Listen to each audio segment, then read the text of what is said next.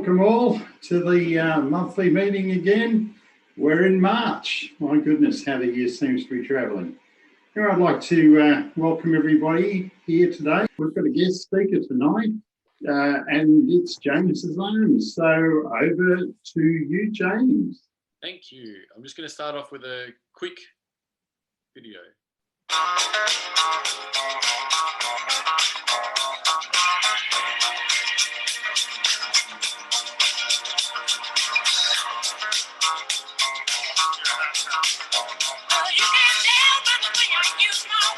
Hello everyone. That was actually some photos and videos of some first aid courses running since back in 2016-17. Now, today, for those that don't know, my name's James. I have a business called Designer First Aid Solutions.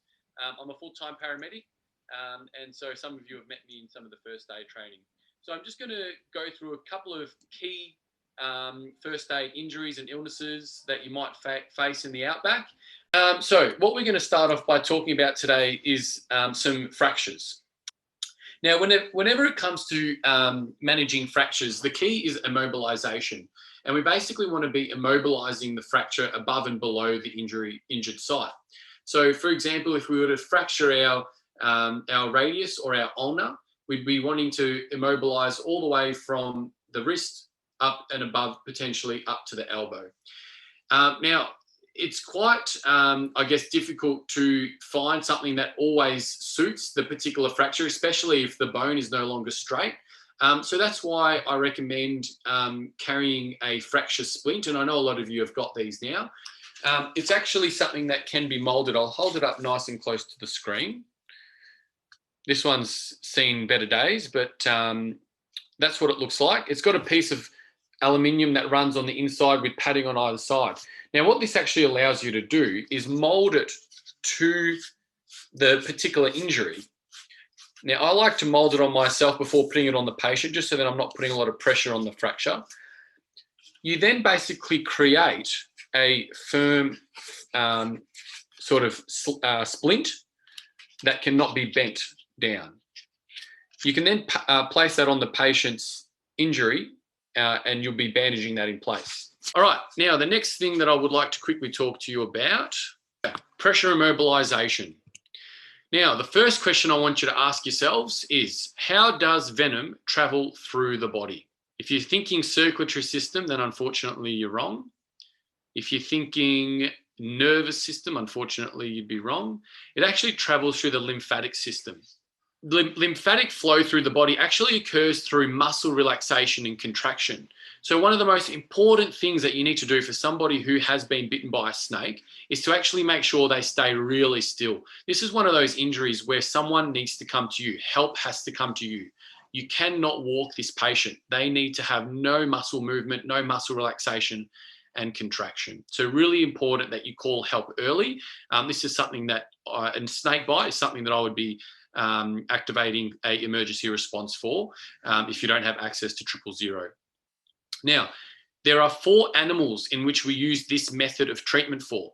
All snakes, funnel web spiders, cone snails, and blue-ringed octopus. So they're the 4 animals we need to use what's called pressure bandaging and immobilization, okay? What you will actually need is a heavy crepe bandage, or ideally a snake bite bandage. Now, these bandages have a couple of really key points that make them a lot better for management of a snake bite.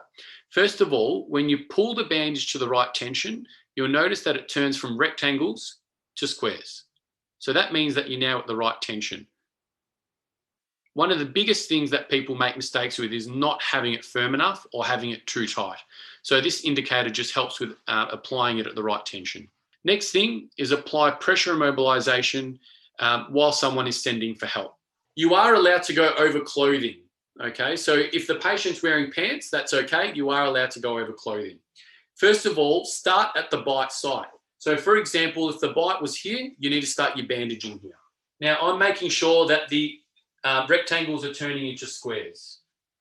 If you've got a second person, you can always ask them to just lift the leg gently to avoid the patient from doing it themselves.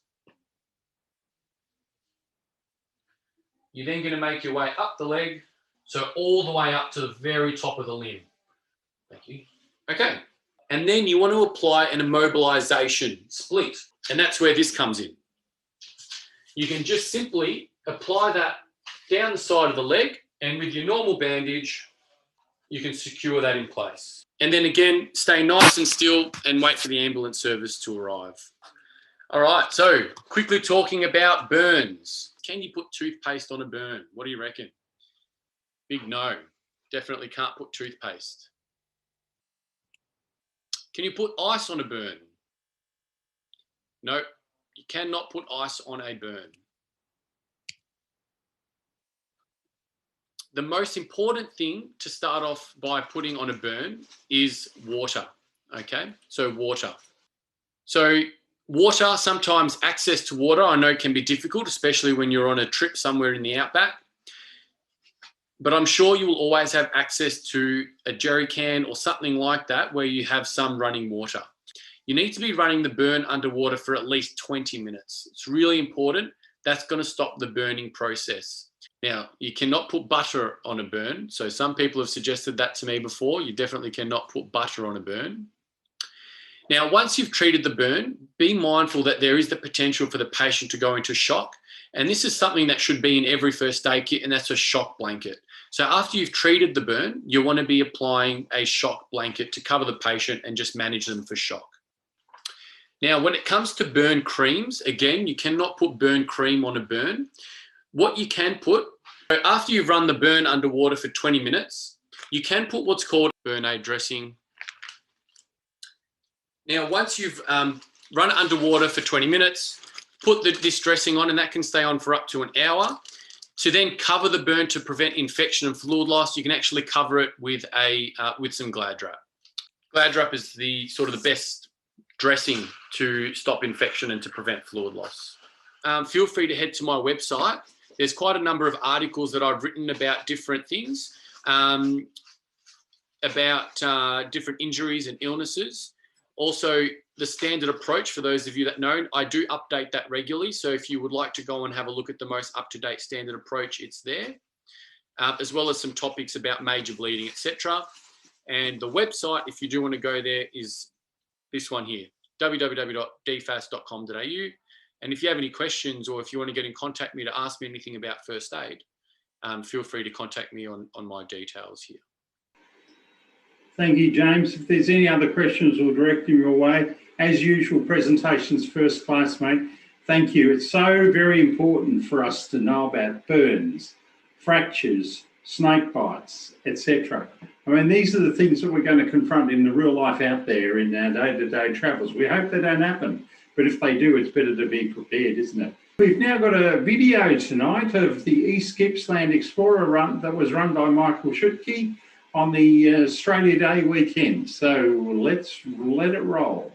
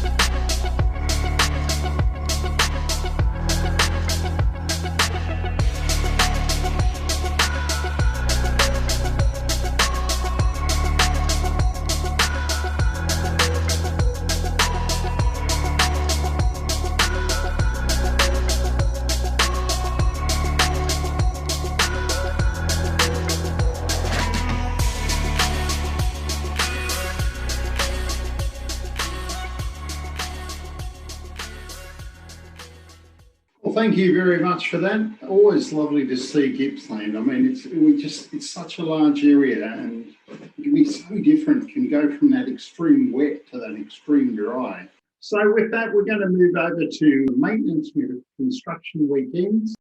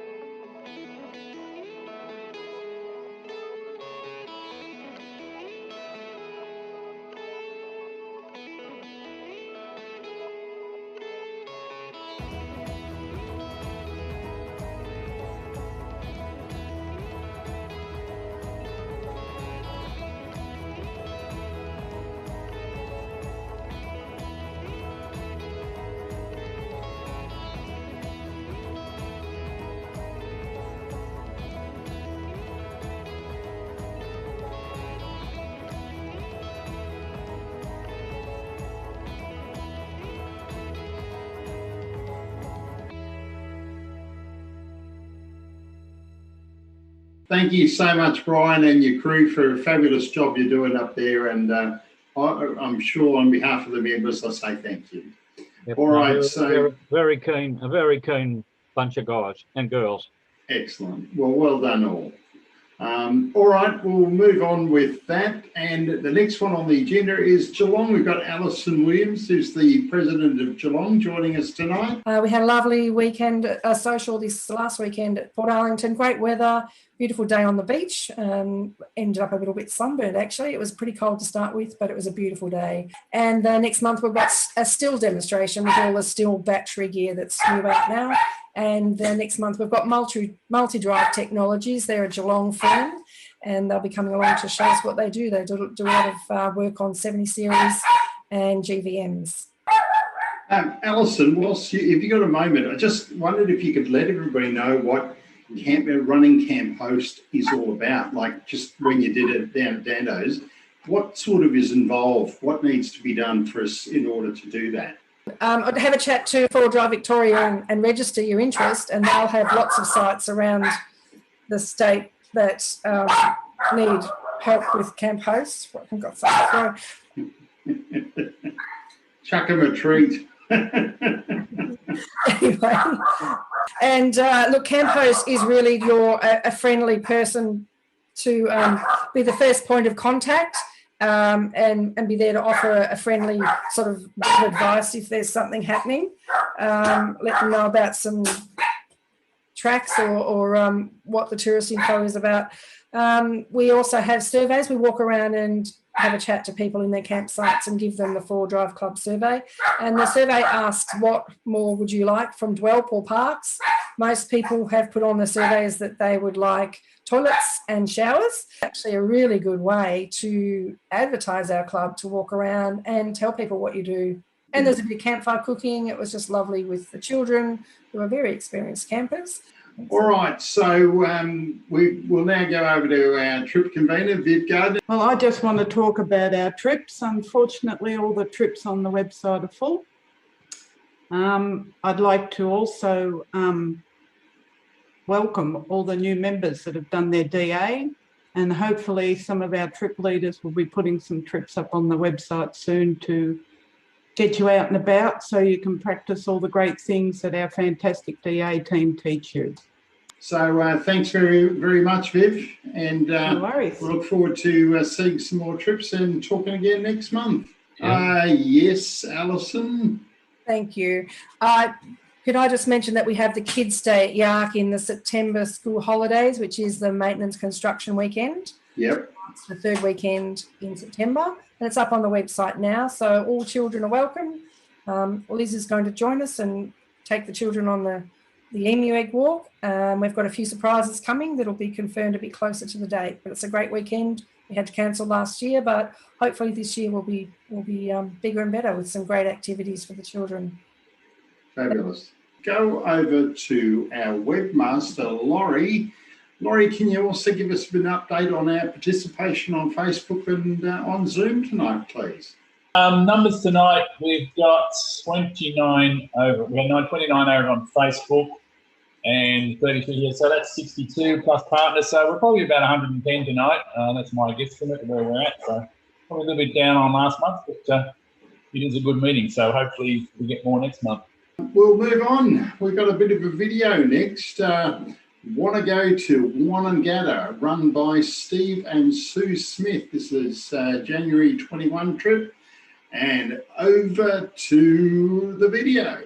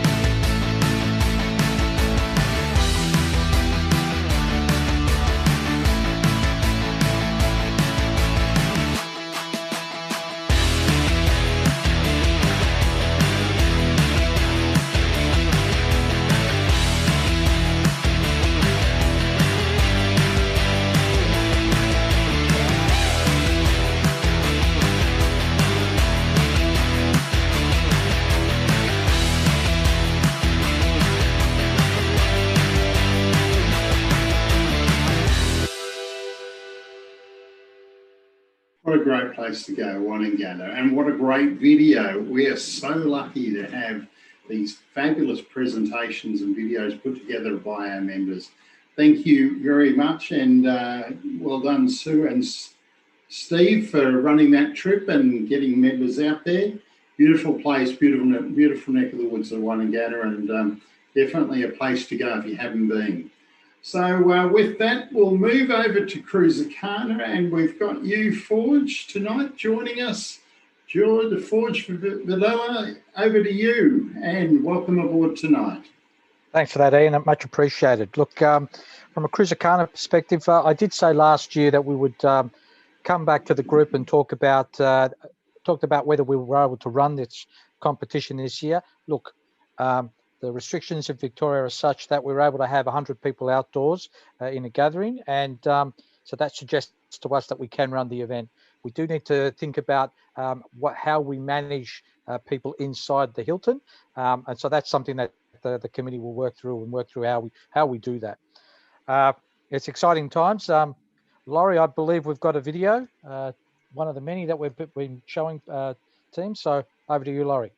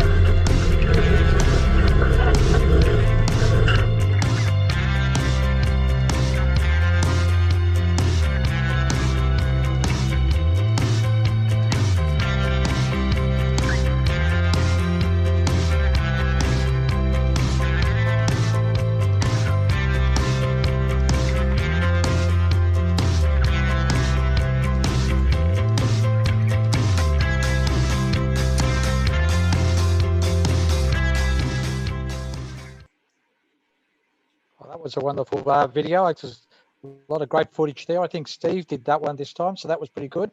Back to yourself, Ian. Thank you very much. Well, thank you, Forge. It's fabulous to watch those videos, and you know, I think some of you would have just seen in the from 2013 there the tyre road, which we don't have anymore, but I remember that was the first one that claimed a mud flap on my car, which I thought the driver training team at the time had a great fun with when I was up there. But anyway, but we must remind people it's the thinking person's event, isn't it, Forge? Right. It's not about how fast you go or you know, how tricked up your car is. It's about skills, taking your time, being patient, and getting through the events. And so that's the way they're designed. That's the way the rules are created. And so there'll be some changes in the way that we do things, but it's all about it's a skills-based event, and it really interesting to see. I was glad to see that 80 series got out of that mud hole. So that was good to see that. Yeah, well, I noticed that somebody's cheekily put a video, a comment up that says, "Is stalling in a sand trap a Nissan thing?" Well, I can assure you it isn't. I've seen it many times with many different brands of cars, haven't we, Forge? All right, well, fabulous. And just people can. You want to remind us again of the dates, Forge? The 22nd, the 23rd, and the 24th of October. So that's the last weekend in October, and that's when we'll hold the event. And when the event is held on the Saturday. And when will registrations open, Forge? It'll open up in June. Okay. Well, there you go, folks. Get in there. Forge needs some help. You'll have a good time while you're at it, and you get a good feed at the end if you stay. So well done, and thanks, Forge, for your delivery tonight in the video. Bye-bye. Glad to hear that, and I'm sure you're going to have a whole heap of people coming after you saying, "I'm going to help out now." With that, we'll move on to general business. If there are any last-minute ones, we can chuck them up on chat or quiz Q&A. I note that Corin Pepper asked the question, can tonight's videos be put on the website, please? They seem to freeze a lot when watching via Facebook. Laurie replied to that and said all meetings are put on the website, usually a few days after the meeting. Sounds like you need a faster internet connection. Story of our lives, isn't it? With that, I'd like to say thank you all for joining us tonight. I'm going to say good night and see you out in the tracks. Good night.